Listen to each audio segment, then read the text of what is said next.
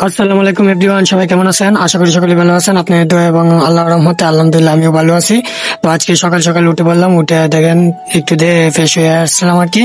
তারপরে হঠাৎ করে মনে করেন যেন গাছ ভাঙ্গিয়ে পড়ে গেল, উপর থেকে গাছ ভাঙ্গিয়ে পড়ে গেল। আম্মু ডাকতেছে যেন গাছ ভাঙ্গিয়ে পড়ে গেছে। তো দেখায় তো আমি আসলাম, আইসা দেখেন কি অবস্থা হয়েছে। এই যে উপর দিয়ে পড়ছে বেড়ার উপর, বেড়ার এই যে দরজার গেটের ইয়াতে সব ভাঙ্গে গেছে গা। তো এখন ভাবতেছি এটা কেমনে নামায়াম।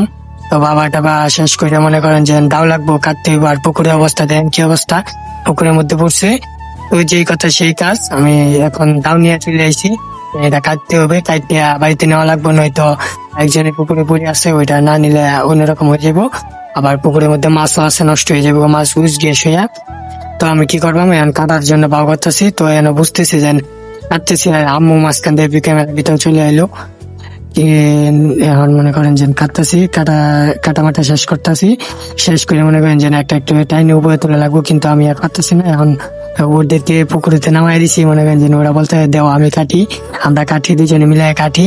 তো আমি বললাম যে ওরা যখন দিসবো তাহলে ওরাই কাটুক, সমস্যা নাই, আমি দেখায় দেখায় দিতেছি।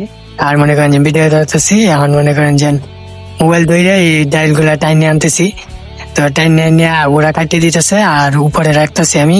ওরা হচ্ছে আমার ছোট ভাই একজন, আর একজন আমার চাচাতো ভাই মাহফুজ। তো আমার ছোট ভাই একজন, আর একজন আমার চাচাতো ভাই। তো ওরা কাটতে কাটতে দিতেছে, আমি উপরে আনতেছি, আইনে দোলা করতেছি।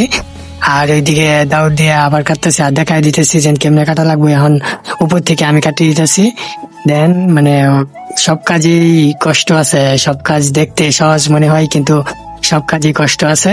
তো আমি দেখাই দিলাম, দেখাই দিয়ে কাটলো, কাইতে এখন মনে করেন যে চলে এলাম এখান থেকে। আমি ডাইল গুলা উপরে তুলতেছি।